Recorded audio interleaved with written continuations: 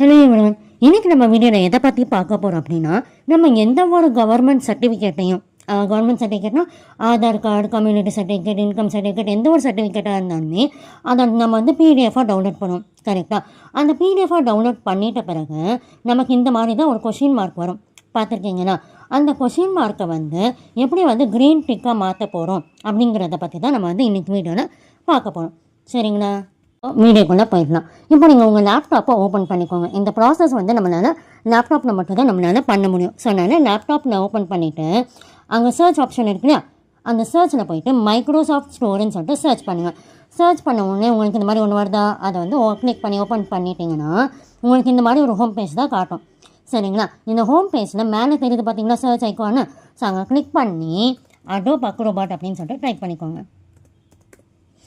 Type பண்ணிங்கன்னா இப்போ உங்களுக்கு வருது பார்த்தீங்களா அடோப் அக்ரோபாட் ரீடர் டிசின்னு சொல்லிட்டு அதை கிளிக் பண்ணி இன்ஸ்டால் பண்ணிக்கோங்க.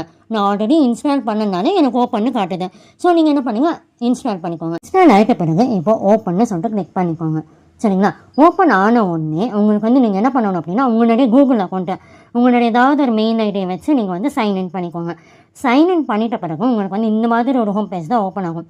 சரிங்களா? இந்த லெஃப்ட் சைடில் டாப்பில் பார்த்தீங்கன்னா மெனுன்னு சொல்லிட்டு ஒன்று இருக்குது பார்த்தீங்களா, அதை வந்து கிளிக் பண்ணி ஃபஸ்ட்டில் இருக்குது பார்த்தீங்கன்னா ஓப்பன் அப்படின்னு சொல்லிட்டு அந்த ஓப்பன் வந்து கிளிக் பண்ணிக்கோங்க. கிளிக் பண்ணிவிட்டு இப்போ உங்களுக்கு வந்து எந்த சர்டிஃபிகேட் வந்து வேலிடேட் பண்ணமோ அந்த சர்டிஃபிகேட்டை வந்து நீங்கள் வந்து செலக்ட் பண்ணிக்கோங்க, ஓப்பன் பண்ணிக்கோங்க. சரிங்களா? இந்த அடோப் அக்ரோபாட் ஆப்பில் வந்து எப்போவுமே எந்த கவர்மெண்ட் சர்டிஃபிகேட்டாக இருந்தாலும் சரி, அந்த சர்டிஃபிகேட் ஆட்டோமேட்டிக்காக கொஷின் மார்க்லேருந்து க்ரீன் டிக்காக அதை ஆட்டோமேட்டிக்காகவே சேஞ்ச் பண்ணிடும். சப்போஸ் இல்லை எங்களுக்கு சேஞ்ச் ஆகலை, கொஷின் மார்க்காக தான் இருக்குது அப்படின்னா அந்த கொஷின் மார்க் எங்கே இருக்கோ அதை வந்து இப்படி கிளிக் பண்ணிக்கோங்க. கிளிக் பண்ணிங்கன்னா சிக்னேச்சர் ப்ராப்பர்ட்டிஸ்னு சொல்லிட்டு வருது இல்லையா, அதை கிளிக் பண்ணிங்கன்னா வேலிடேட் சிக்னேச்சர்னு சொல்லிட்டு இருக்குல்ல, அதை கிளிக் பண்ணிங்கன்னா போதும், உங்களுக்கு ஆட்டோமேட்டிக்காக அந்த க்ரீன் சிக்னேச்சர் வந்துடும். இல்லை அப்பயும் வரல அப்படின்னா மட்டும் நீங்கள் என்ன பண்ணுங்கள், திரும்ப அதே கொஷின் மார்க்கை கிளிக் பண்ணி இங்கே காட்டுறது பார்த்தீங்கன்னா ஷோ சைனர் சர்டிஃபிகேட்னு சொல்லிவிட்டு அதை கிளிக் பண்ணிவிட்டு மேலே வந்து வந்தீங்கன்னா இங்கே ட்ரஸ்ட்னு சொல்லிட்டு ஒன்று இருக்குது பார்த்தீங்களா, அதை கிளிக் பண்ணி ஆட் ட்ரஸ்டட் சர்டிஃபிகேட் கொடுத்து நீங்கள் ஓகேன்னு சொல்லிட்டு கொடுத்தீங்கன்னா உங்களுக்கு என்ன ஆகும் அப்படின்னா ஆட்டோமேட்டிக்காக கொஷின் மார்க்லேருந்து க்ரீன் டிக்கு மாறிடும். சரிங்களா?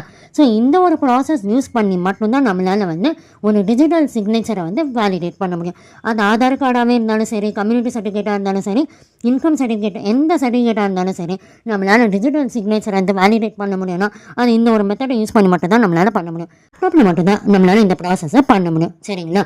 ஸோ இந்த வீடியோ உங்களுக்கு யூஸ்ஃபுல்லாக இருந்துச்சுன்னா மறக்காமல் சப்ஸ்கிரைப் பண்ணுங்கள். உங்களுக்கு ஏதாவது டவுட் இருந்துச்சுன்னா கீழே கமெண்ட் செக்ஷனில் கேளுங்க, கண்டிப்பாக நான் கிளாரிஃபை பண்ணுறேன். ஆல்சோ உங்களுக்கு வந்து இந்த மாதிரி யூஸ்ஃபுல் அப்டேட்ஸ் வந்து தெரியணும், உங்களுக்கு ரீச் ஆகணும் அப்படின்னா மறக்காமல் என்னோட சேனலை சப்ஸ்கிரைப் பண்ணுங்கள். தேங்க்யூ.